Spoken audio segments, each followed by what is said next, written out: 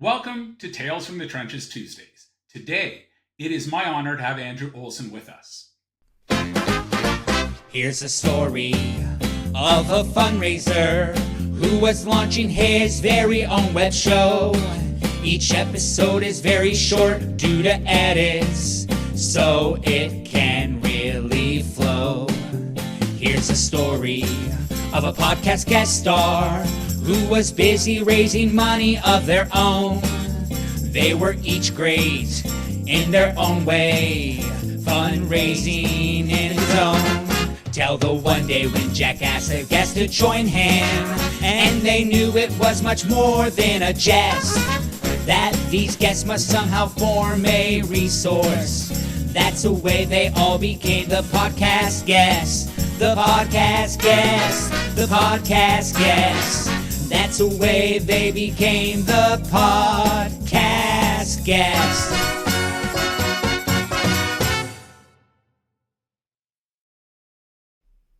Andrew is an Executive Vice President of Fundraising Solutions at DickersonBakker. In that capacity, he leads both the firm's direct response fundraising agency and their major gift consulting and messaging practice. He's on a mission to help nonprofit leaders become more effective so they can make a greater impact in the world. Throughout his 25-year career, he served over 1,000 nonprofits in the U.S. and Canada and helped them raise more than $1 billion. Andrew and his wife of 24 years are raising their 3 daughters on a small family farm in East Tennessee. So welcome, Andrew. Hey, Jack, it's good to be here with you. Thanks for having me. Yeah. Wow. Our paths are very, very similar. You know, roughly the same age, roughly married around the same amount of years, roughly in the fundraising business, 25, 30 years. So it's always interesting to kind of meet a fellow fundraiser out there. Yeah, I noticed you didn't say that we both have goats. I would like to send you goats if you're open to it. Sure. Yeah.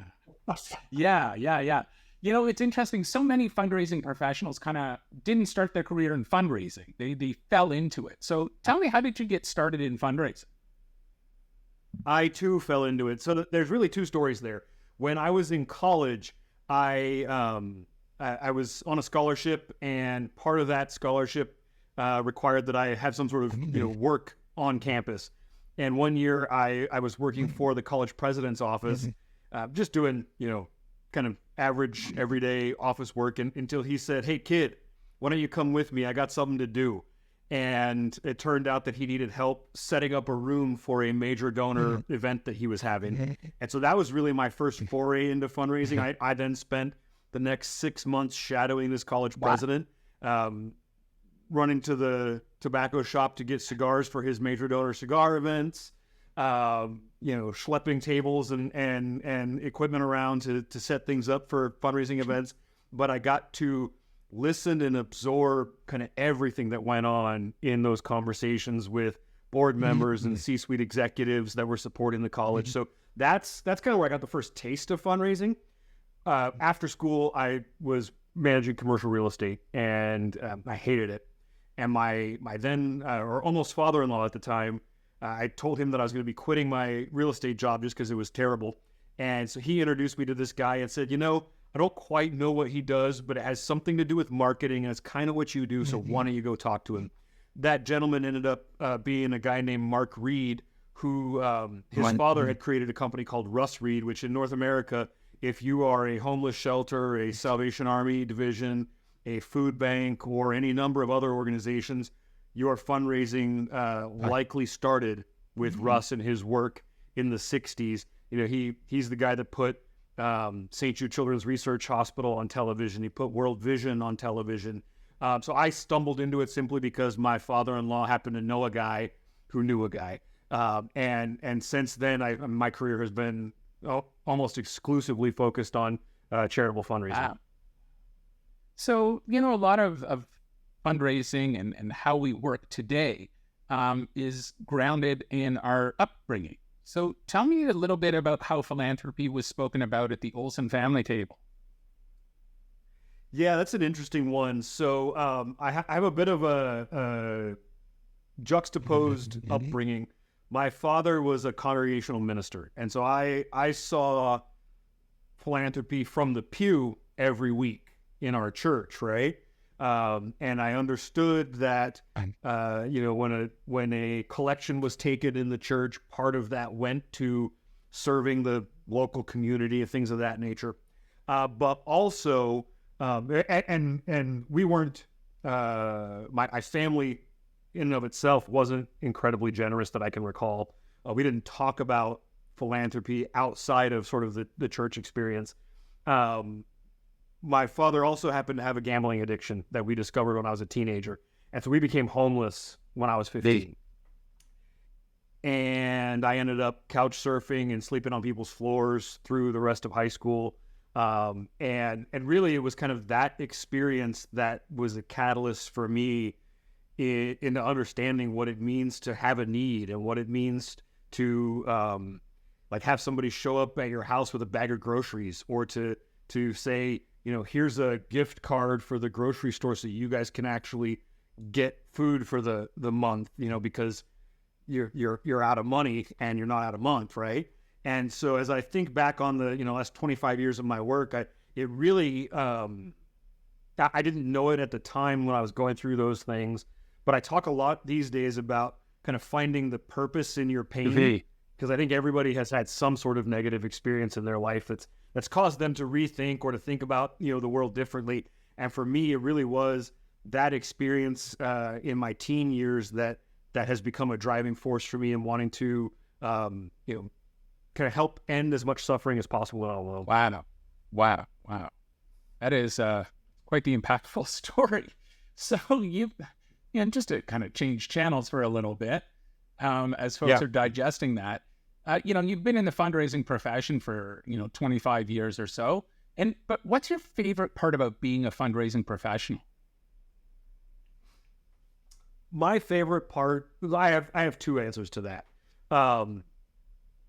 The first is I love being able to put a deal together where a donor feels like they just changed the world, right? And there's nothing more enjoyable than that. And at the same time, I also get a lot of joy out of developing the next generation of leaders and thinking about how much more impactful we will be as a society when we raise up the next generation of impassioned leaders to really kind of boldly and unapologetically attack some of the problems that we deal with in our world. So those are the two things that I get the most joy out of. Wow. Well, I have to say there's certainly that common thread with me on that. My favorite is actually having those donor passions and the organization that I'm with where they intersect, instead of kind of trying to push each of them closer and closer to each other. Where they naturally intersect is that's the sweet spot, right? Amen. Yeah. So let's flip that coin for a second. We all have parts of our profession that we don't like so much. So tell me about something that you don't like about being a professional fundraiser. Yeah, I think there's a couple things in that respect. One is I feel like as a sector, we are much more willing to accept mediocrity in our day-to-day operation than any other sector in the world, right? When you think about healthcare, you think about technology, general business, average is just not acceptable. And yet we have sort of internalized this idea that it's okay to just go after the scraps, and that if good enough is good enough to get along, right?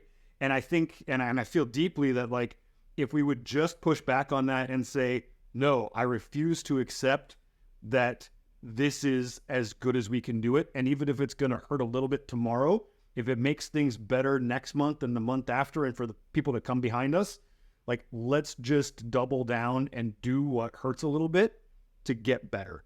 I feel like we leave so much money and opportunity on the table by just accepting the status quo. And then I think the other one is the idea that to be a fundraiser means that you personally have to accept that you can't have a living wage, right? It's not something that personally impacts me at this point in my career, but so many fundraisers struggle to make ends meet. And what shocks me is the organizations that say that they're about empowering people who live on the margins, people who've struggled, and that's what their programmatic offerings are about. And yet they are willing to pay a subpar salary to a staff member and just hope that, out of the goodness of their heart, they keep showing up and keep struggling so that they can pay it forward. I think that's a wrong mindset, and I think it's something we got to fix. I couldn't agree more. Let's talk about the salary thing for a little bit. This is the only profession that the less money you spend on overhead, the more you reward it, right? Because everyone knows how much does it cost to raise $1. But I don't know about you. I'm still one of the few folks that gets a newspaper. I need to bring something into the bathroom with me to read. And I take a look and I see that there's, Ford has an ad, a full color ad in almost every day. And, some of the other car companies, no one ever questions, how much is this costing? And what are we getting as a return on that? They just accept that, obviously these guys have some sort of marketing acumen and that they're investing the dollars wisely. But when it comes to not profit, everyone is scrutinized from salary wise to how much you spend on whatever it is. It's just totally ass backwards. Asinine was the word that came to mind for me as you were saying that as well. And I think, in large part, we've done it to ourselves, or we've just allowed it to happen.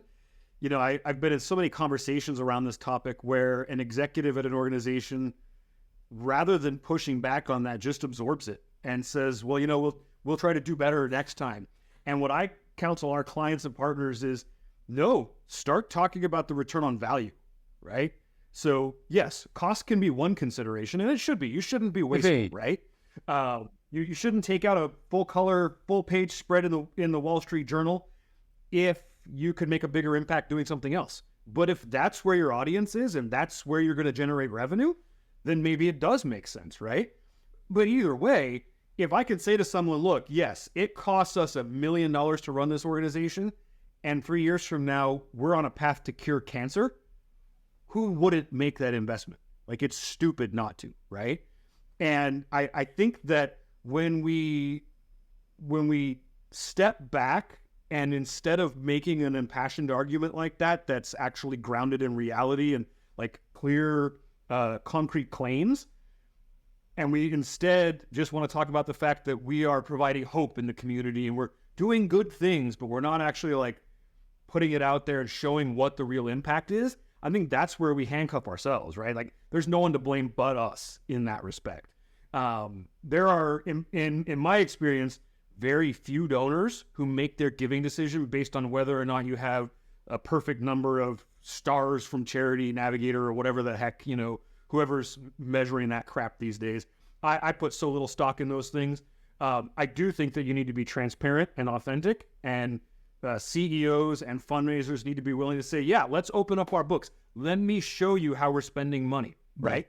But not be so scared as to say, well, no, here's the one pie chart that the board says we can show you, right? And you can see where percentages go, but you can't see anything else. I actually had a donor years ago when I was working inside a children's hospital who said, I give you $800,000 a year. I want to see where you're spending my money. And the organization was so afraid to have that conversation that they'd rather have him walk away and stop giving his annual gift of $800,000 than to open their books and say, yeah, here's how we've used it. If you don't agree with this, let's talk about how we might, shift investments in the future from your giving. But that struck fear in their hearts so much that they just let him walk away. Like, I don't understand that mentality. And I think, what I've said recently, and I say this every chance I get, is like, if you are more concerned with how you're going to look in this conversation than in actually solving the problem your organization was created to solve, then you've probably reached a point where you're in the wrong role. Yeah, I would agree. And, I would also echo and say that the truth is your friend, right? So being transparent, who knows, maybe donor X may say, oh, you're spending $150,000 on advertising. I can get you a better rate. Who knows where those discussions go. I think, there are institutional funders, I think are part of the problem here. But when it comes to individual donors, it's rare that I've had an individual donor that we talked to who is just so intransigent that there's not a path forward, right? I think, you know, where the sector gets burned is with the institutional funders, the foundations, the corporate, you know, partners who are just so strict in their rules rather, that that they are unwilling to budge. And that's where I just say, like, okay, is their $5,000 grant really worth all of that? Or should you simply say, hey, that's great, we appreciate that you've done this for us in the past, we're not willing to live within those barriers, and so, you know, this year we're going to go in a different direction. But what that requires a charity and a leader who's willing to say, let's raise enough capital that we can put investment dollars aside so that we can make those hard decisions and get out from under partnerships that are keeping us from being able to be successful and grow. Yeah, you know, and building on that, perhaps, you know, the corporation may realize after the year that, hey, it was really good to have that relationship with the charity. Maybe we have to re-examine our own, you know, strictness, and maybe we should re-examine ourselves. So, you know, who knows where it could go. Andrew, thank you so much for taking the time to chat with me. If folks wanted to get hold of you, how would they go about doing that? Yeah, one of the easiest places is LinkedIn. I'm there all the time. Or Andrew at DickersonBakker, and that's Baker with 2Ks.com. Amazing. Thank you so much for your time, Andrew. Yeah, thank you for having me. Enjoyed the conversation. Hi, folks. Don't forget to hit the subscribe button right here.